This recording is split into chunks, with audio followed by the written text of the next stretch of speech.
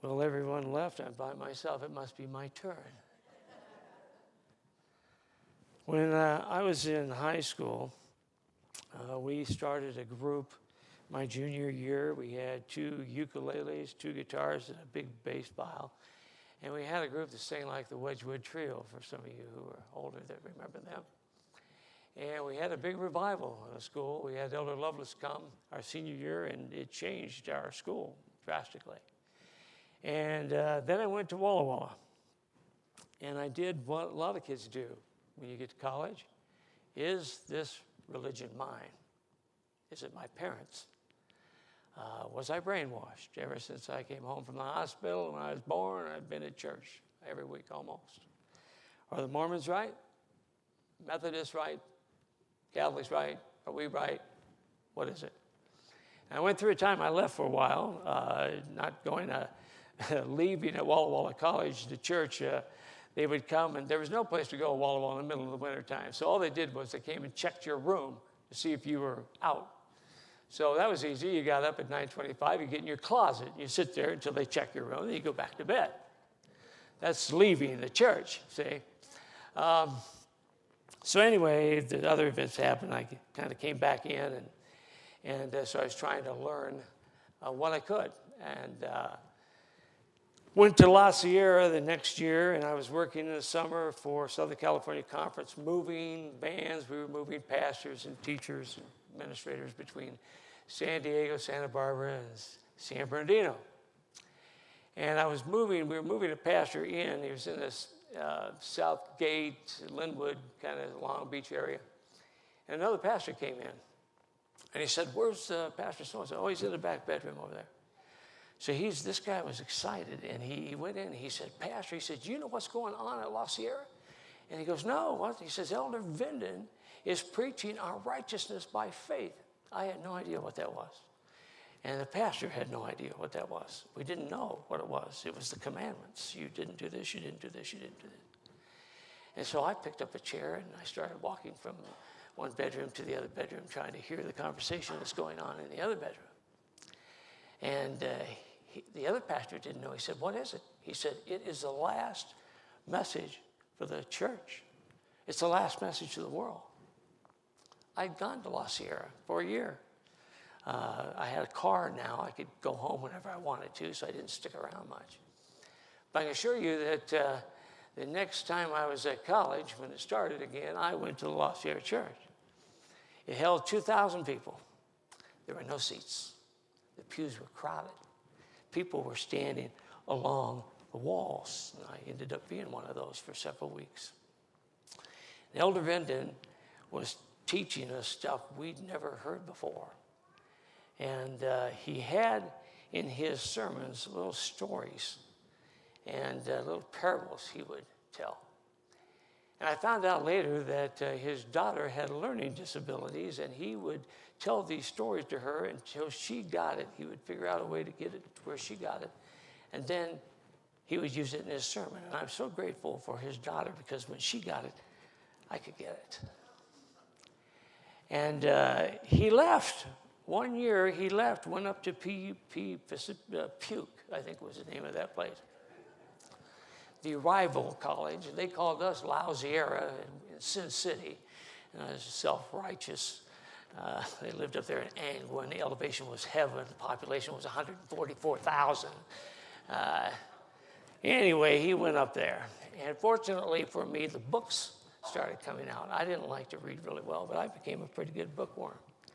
And then it was great. The tape cassettes came out. I became an amazing tapeworm. Yeah. So, the stories. These meant something to me. I hope they do to you. We're going to do 12 of them today. Some are short, some are a little longer. The following stories are all from the sermons and books of Morris Vinden. In some cases, they've been updated, shortened, or embellished. They are all easy to understand illustrations about Jesus, salvation, surrender, law, judgment, and other topics about the righteousness of Christ. As you listen, hopefully you'll get new insights about what Jesus has done for you. I sure did. So sit back, enjoy, and be blessed. choosing this life for eternal reward. Have you ever heard the story about going to the top of the Empire State Building? I was at the Empire State Building riding the elevator to the top to have a look at the gleaming lights of the city. At the 66th floor, the door opened and a famous billionaire walked in. Could he be the same one that later ran the country? As the elevator started up again, he turned to me and he said, "Do you know who I am?" "Yes, I think I do," I answered.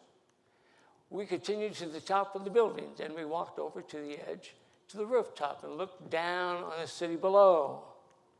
The billionaire said, "I have a proposition to make with you."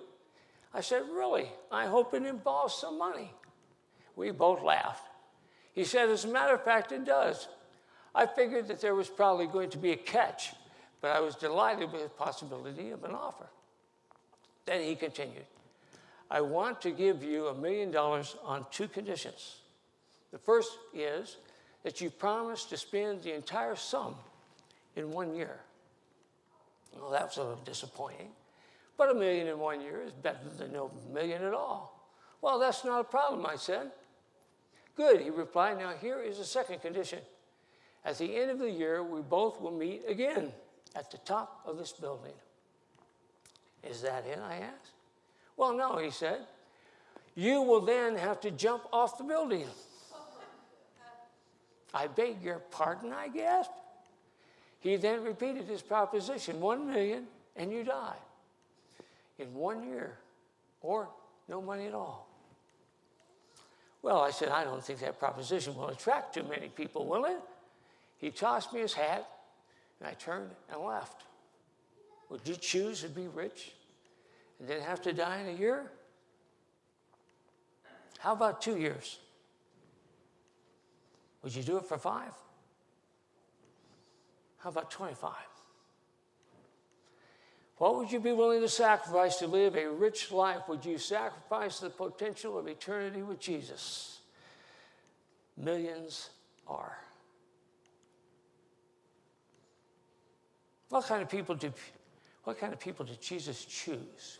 What kind of people did Jesus call? For the foolishness of God is wiser than man's wisdom, and the weakness of God is stronger than men's strength. Brothers, think of what you were when you were called. Not many of you were wise, but by human standards.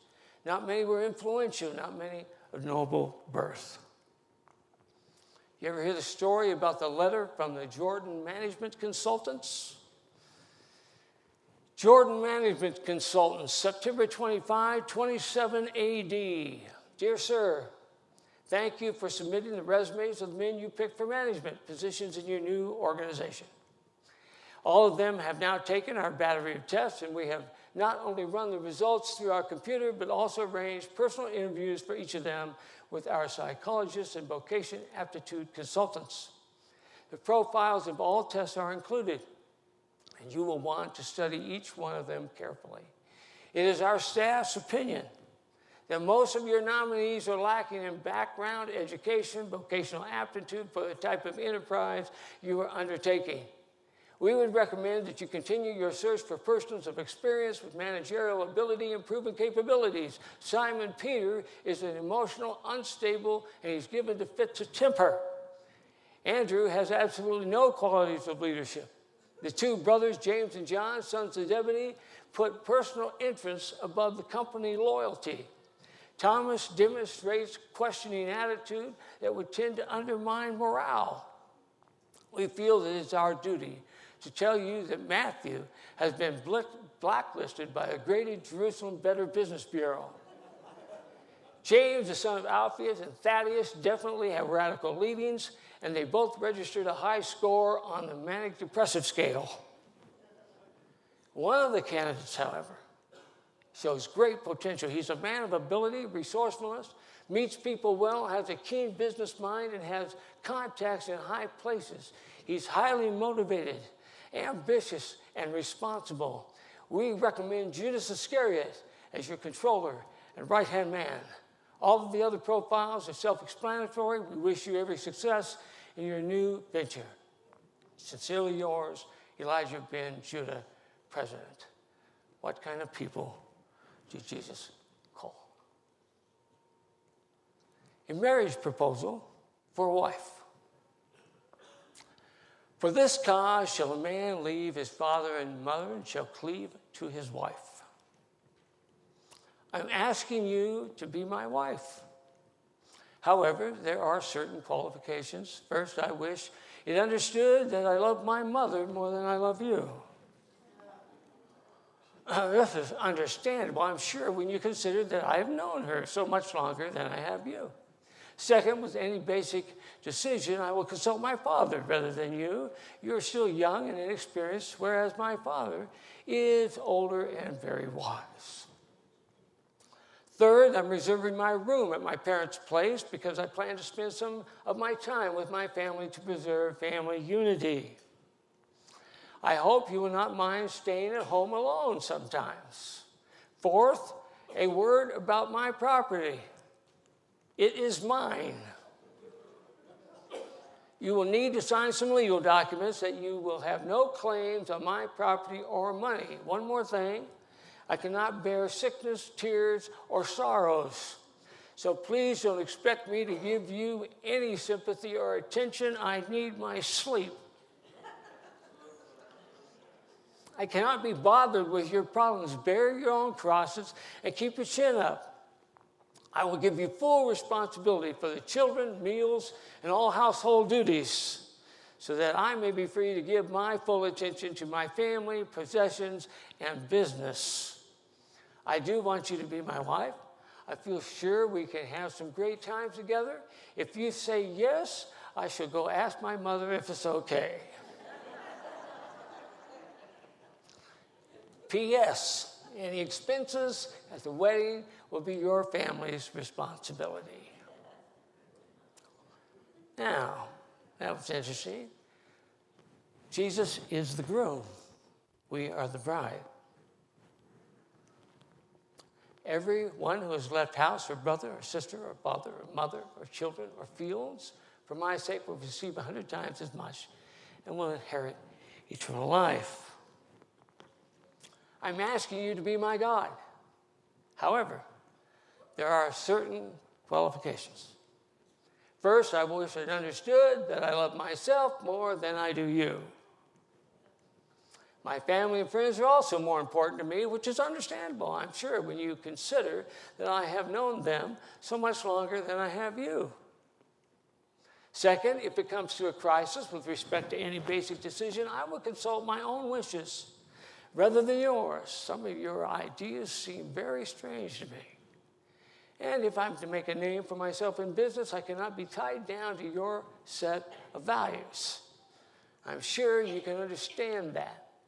Third, I'm reserving my right to my own time. I cannot be expected to spend time in communion with you day by day. Whatever time I have outside of business must be spent with family and friends. Fourth, a word about my property. You must understand that it belongs to me exclusively. I find it hard to say goodbye to my money. Besides, you own many things, so I can see no reason for you to make any claims on my property or money. Oh yes, another thing. I cannot bear sickness, tears, or sorrow, so please do not expect me to enter into fellowship with you in suffering. I have no desire to be involved in service to others. Bear your own cross and leave me out of it. However, I do want you to be my God.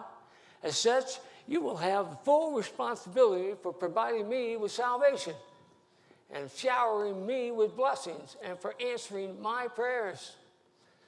This will free me for giving full attention to my family, friends, my possessions, my business dealings. Under the above conditions, I could enjoy having you as my God. I feel sure we could have some nice times together, maybe on the weekends, if I'm not too tired. Sound familiar? Lawrence and Christina. Lawrence and Christina. This is the last one that has to do with marriage and weddings and stuff. Lawrence. Did you ever hear the story of the marriage of Christina and Lawrence? Everyone respected Lawrence. Christina was sure that their marriage would be one that was made in heaven. She recognized Lawrence's many fine qualities, and she had learned to, well, not exactly love him, but she certainly respected him highly. She was sure that love would come as they spent more time together.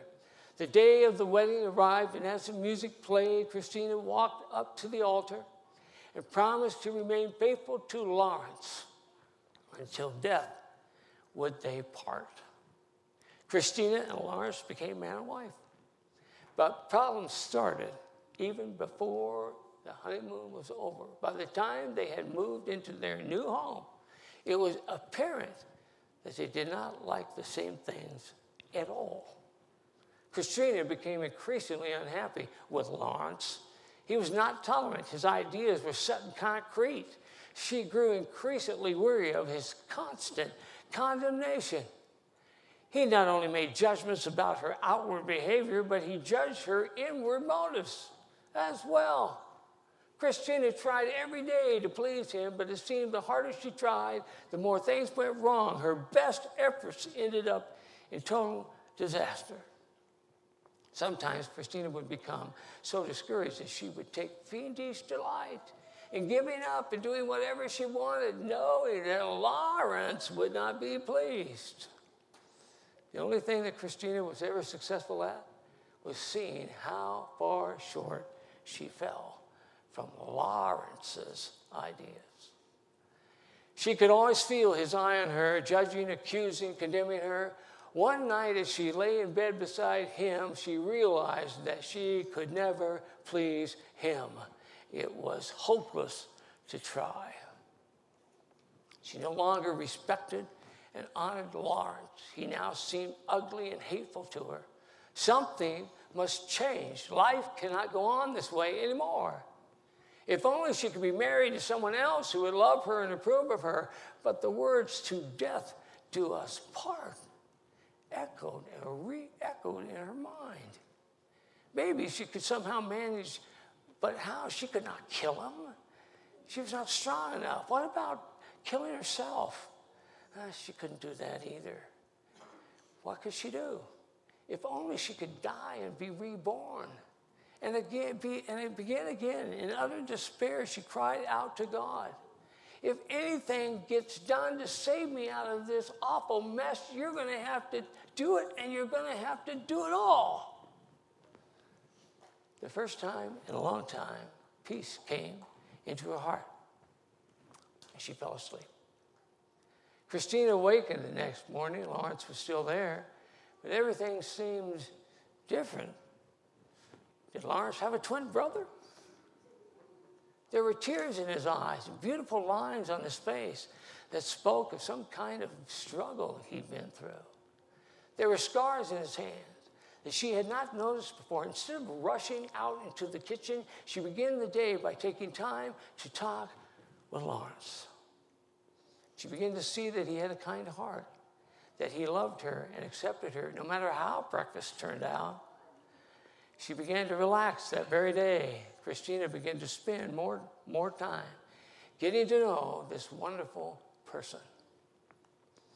And she could hardly wait for the next time when they could be together. She found that Lawrence loved her just as she was, even while she was still making mistakes.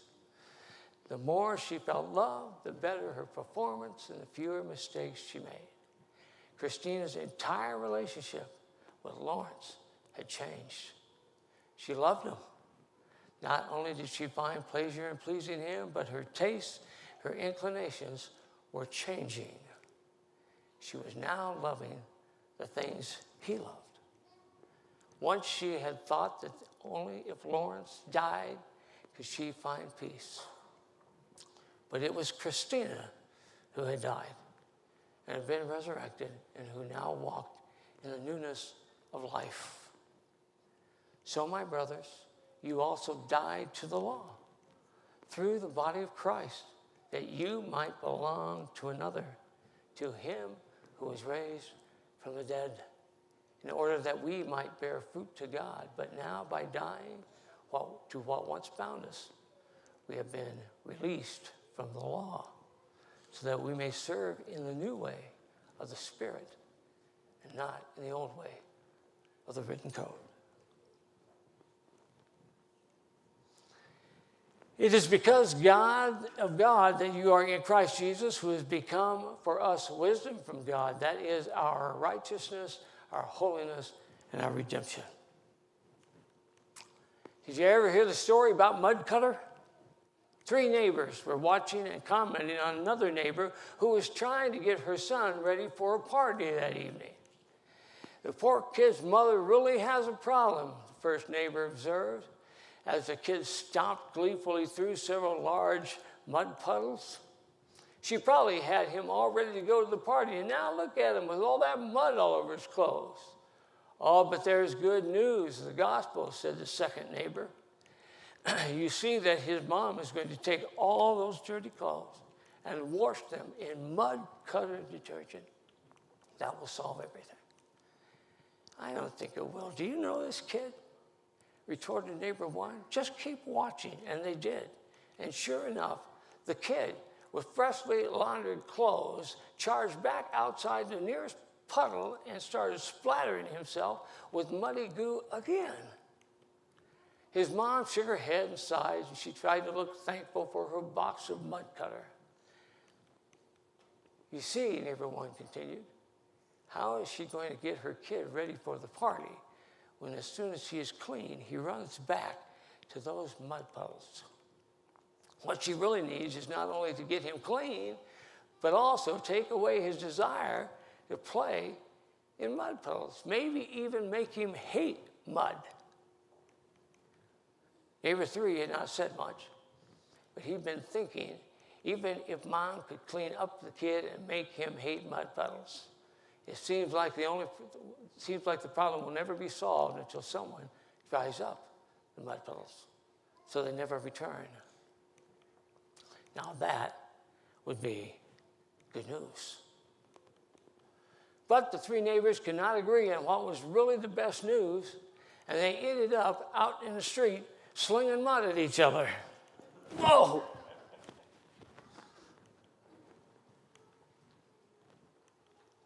Find rest from works of perfection. Come to me, all you who are weary and burdened, and I will give you rest. The town of Remnant was officially organized in 1863. That sounds familiar, doesn't it? Although many had settled there in 1844.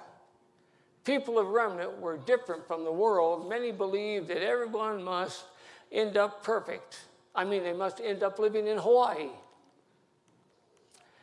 Right from the start, they had believed that the sooner folks made it to Hawaii, the sooner they would make it to heaven. But there was one embarrassing fact that they could not get past.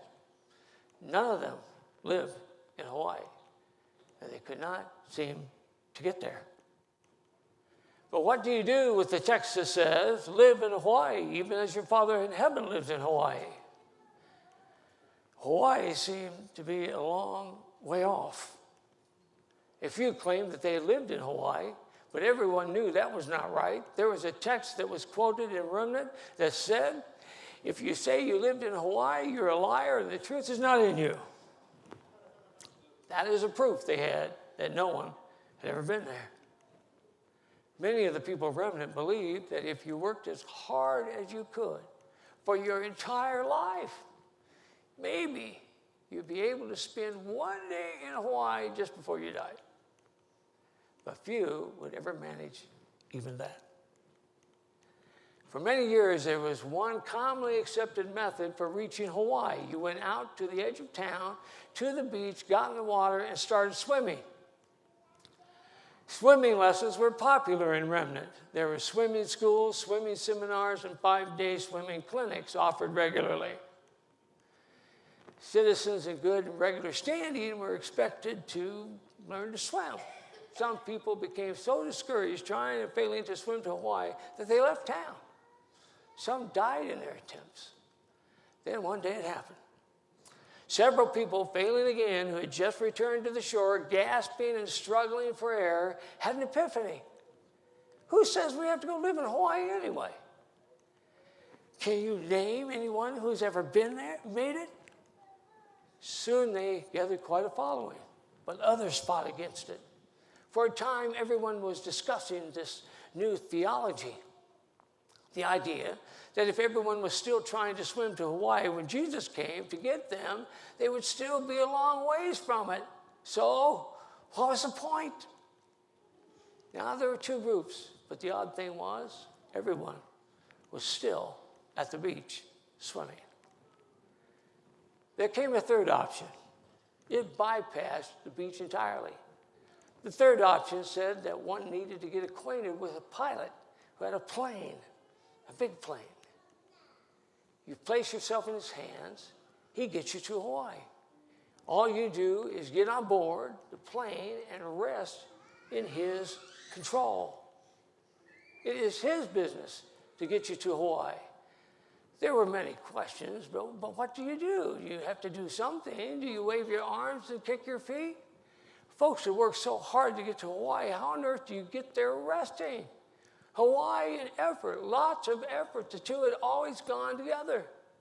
Some tried to explain that the effort was getting acquainted with the pilot and getting into the plane. Even resting was not as easy as it appears. But it was a lot easier than what had been happening at the beach. There were discussions about the third option that went something like this. Our part is to rest and to continue to place ourselves under the control of the pilot. Someone would look puzzled and ask, do you mean we don't have to go to Hawaii after all? Yes, it's important that we go to Hawaii. Then we'd better get back down to the beach and get swimming and stop talking about it. No, we never reach Hawaii by swimming. It's impossible to get to Hawaii by swimming. Then it's impossible to go to Hawaii. You're saying we don't have to go. Yes, we do. Living in Hawaii is possible. It's important. It's necessary. Then we'd better start swimming. No, we'd better head for the airport. People began to make trips to Hawaii. They never talked about living there. They talked about the pilot, the airplane, and the rest that was provided. What good news for tired swimmers. One of the results that many of the best swimmers not only quit swimming, they thought that if they had to depend on someone else to get them to Hawaii, they weren't going after all. They gave it all up, and they moved to Las Vegas. Yet many moved to Hawaii. People now in Remnant go to the beach just to enjoy the beach. Everyone knows you can't swim to Hawaii. Reaching others. Number 8.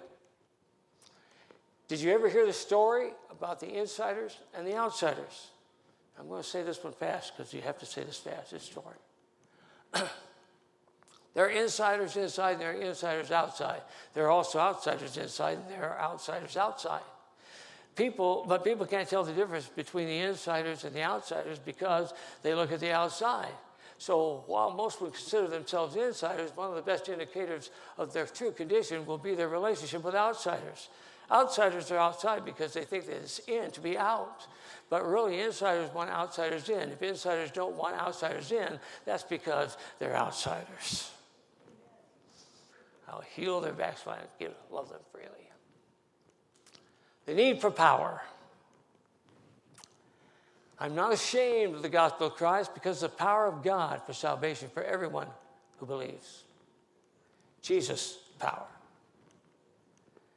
Did you ever hear the story of the trolley car? They never noticed it at first, for as they approached the trolley car, the conductor would call out, "Careful, watch your step." So they all had been looking down, watching their step. Then there was the confusion, the bustle as everyone tried to find a good seat and decide whom to sit next to and if one should have an aisle or a window seat. After that, people were talking to one another and getting acquainted with fellow passengers, some of whom had been on the trolley car for quite some time. Finally, someone noticed this trolley car isn't moving. Everyone looked out the window, and sure enough, the trolley car was standing still. Nobody was sure how long it had been sitting there where they had boarded it. But one person said, very early this morning, I ate breakfast right there in that little cafe. Another said, I remember that yellow truck across the street. The conductor tried to calm the passengers. We'll get there, just be patient. These things take time. Mr. Jones called out, exactly when are we supposed to arrive at the destination? No one knows the exact day or hour. Some say we should have been there long before now if there hadn't have been delays. But if you stay with this trolley car, you'll get there, the conductor replied. After a while longer, Mr. Bradley jumped to his feet and said, I think it's about time we figure out why this trolley car isn't moving. Let's have a committee meeting and discuss ways and means for getting it going. Everyone was in favor of that and made Mr. Bradley the chairman. Mr. Chairman, said a man near the front, I think we're still here because the fares are too high. How can we make any progress when the conductor keeps coming around asking for money all the time? Mr. Thompson spoke next. What we really need is to get some more passengers on this car. Look at all the empty seats. If we had passengers to fill all the seats, we'd have more money. Mr. Taylor raised his hand. Quantity is not the problem. We don't need more quantity, but quality. I move that we get rid of some of our passengers, keeping only the better class of society. When we become more known for our quality of passengers, we'll be on our way. Everyone liked that idea, but they were afraid that someone would vote them off, so they voted the idea down. Well, about then, Mr. Hawthorne suggested an idea that everybody thought was the problem. They needed a different conductor. The conductor was fired immediately, and they got a new one. But they did not like the new conductor any better. He still asked for money all the time, and the trolley car still was not moving. Well, this all went on for some time. Then one day, one of the passengers looked out the window of the trolley car and happened to look up. He saw the trolley car was not connected to the electrical cables. With great excitement, he said to everyone in the trolley car, I've discovered that we're not connected up above. We're not connected to the power. Maybe that's why we're not moving. The trolley car committee was in deep discussion about whether or not passengers could wear blue jeans on the trolley car or not. And they hardly heard him. Listen, he continued to shout, we're not connected to the power. The small group began earnestly discussing how they could become connected to the source of power. They began to eagerly read the trolley car manual. They followed the directions carefully. Some of the passengers opposed them, called them fanatical. But in spite of this opposition, the time came when the majority of passengers understood for themselves what was the source of power. Through their efforts, the trolley car was connected with the power and at last began to move. The most amazing thing happened. The passengers who didn't believe in connecting with the source of power were so terrified when the trolley began to move that they got off. So they could find another trolley car that was not moving so they could continue to have their committee meetings in peace. And the moving trolley car? Well, last I heard, it was getting very close to the destination. The good news and the bad news. Number 10. Have you heard the story about the good news and the bad news? Tom was a criminal. A really bad one. He was big time. He was a cheat, liar, robber, gambler, adulterer, murderer. He prided himself on having done everything there was to do. But he'd been caught. Now Tom sat in prison trying to figure out what his next move should be. Everything he thought of would not work. He was in big trouble, and he knew it. The whole future looked really bleak. He was at the end of his rope. Then one day, a prison official came to his cell and said, Tom, we have some good news for you and some bad news. Tom looked up sullenly. He braced himself for the worst. The good news is that a lawyer has been assigned to your case, and he is the best lawyer in the whole world. Tom was silent. The bad news is the prosecuting attorney has also been assigned, and he is the best prosecuting attorney in the whole world. Tom remained silent. Your attorney will be in here tomorrow to see you. He must be crazy to try to defend you. And he turned and walked away. The next day, a quiet sort of gentleman came to Tom's cell and knocked. Tom looked up, startled, and then laughed bitterly. You've got the key, man. Why knock, he said. I only go where I'm invited, replied the visitor. Well, come on in, Tom said.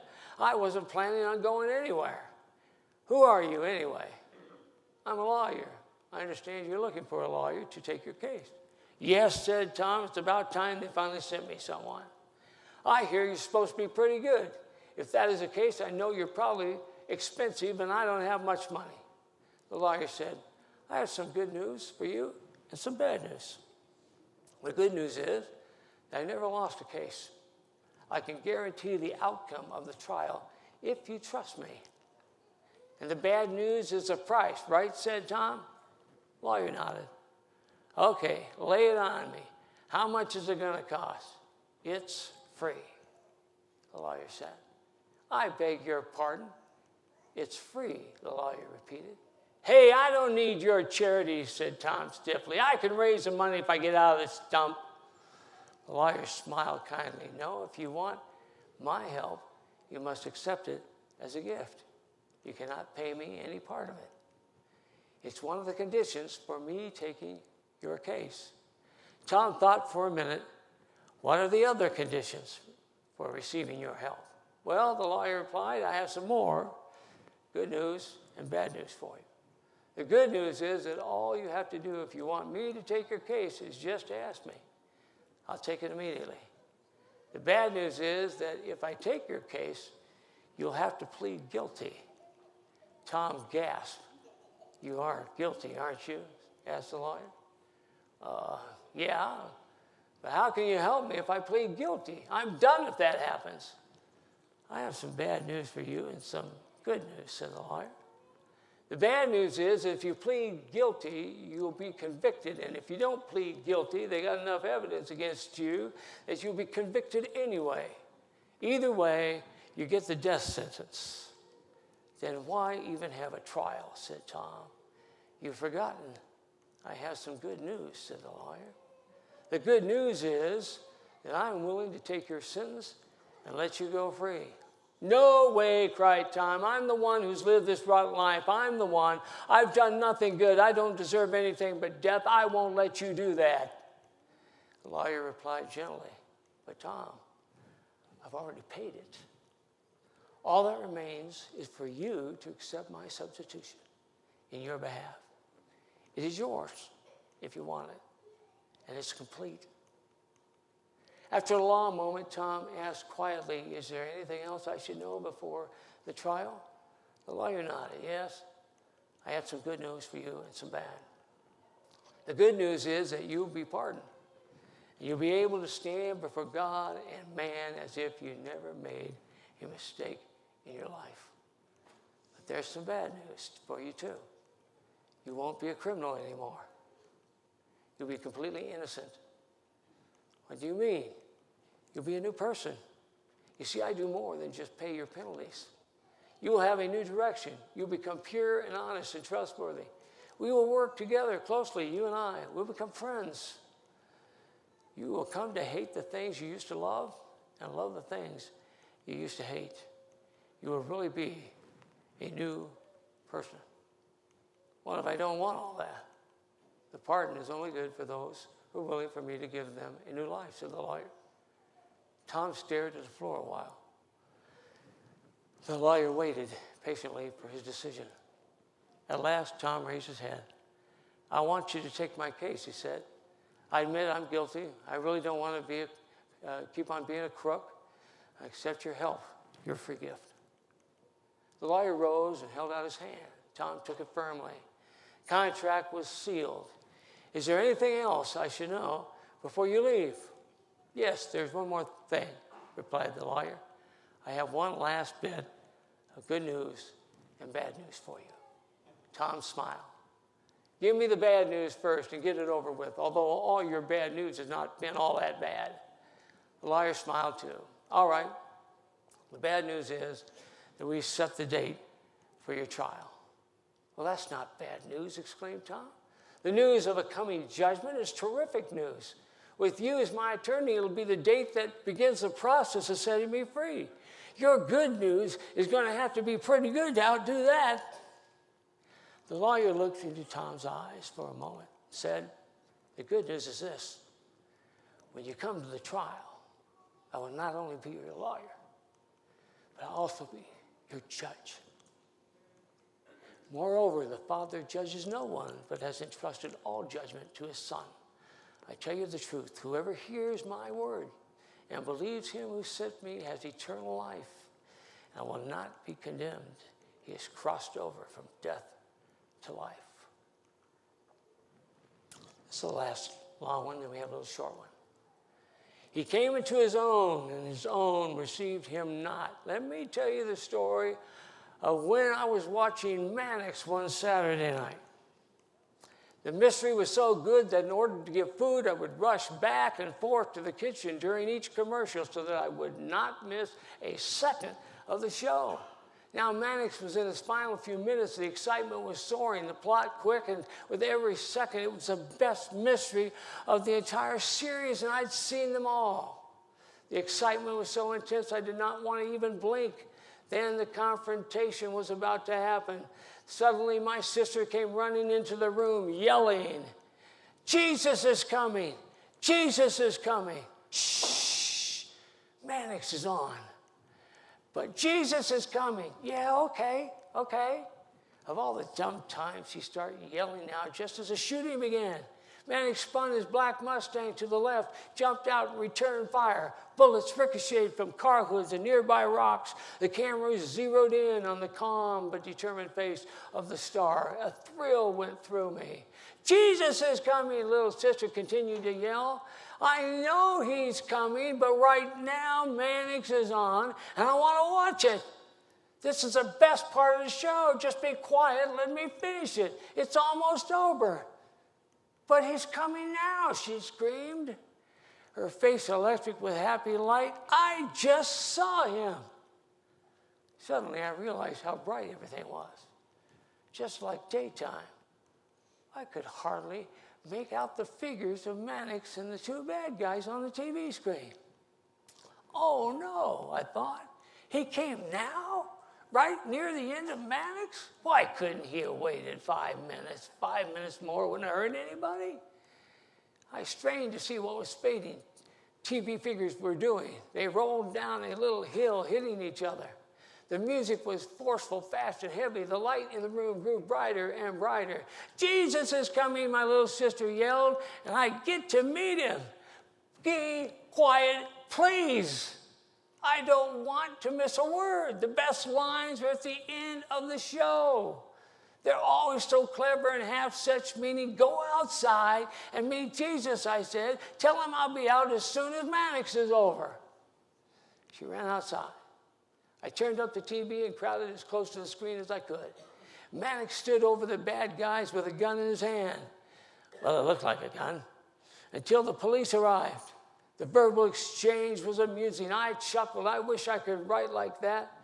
Now came the commercials. 5 minutes of ads. I decided to go out and meet Jesus before Saturday night at the movie started. I headed to the door. When I opened it, everything was dark, silent and dark. Oh, well, I guess now is the hour of darkness. I'll be able to see the TV just fine. I opened up a bottle of root beer and a bag of potato chips, settled down for a very long, long night in front of the TV. My God, I hope the movie's good. Judge not. Don't judge me because I sin differently than you. You therefore have no excuse, you who pass judgment on someone else, for whatever point you judge the other, you're condemning yourself because you who pass judgment do the same things. I dreamed Christ came to the other night, and heaven's gates swung wide. With kindly grace, an angel ushered me inside. And there, to my astonishment, stood folks I'd known on earth. Some I judged and labeled unfit, of little worth. Indignant words rose to my lips, but never were set free. For many faces showed surprise. They weren't expecting me. Hey, did you ever hear this story about Jesus? The Jesus who offers eternal life? The Jesus who has a plan for everyone? The Jesus who has a better proposal? The Jesus who wants to be your God? The Jesus, the person, not the law? Jesus who changes and restores? Jesus who provides rest and purity? Jesus who wants all outsiders inside? Jesus who is the power? Jesus our lawyer and our judge? Jesus who is coming again? Jesus who is waiting and expecting you and I to get to heaven?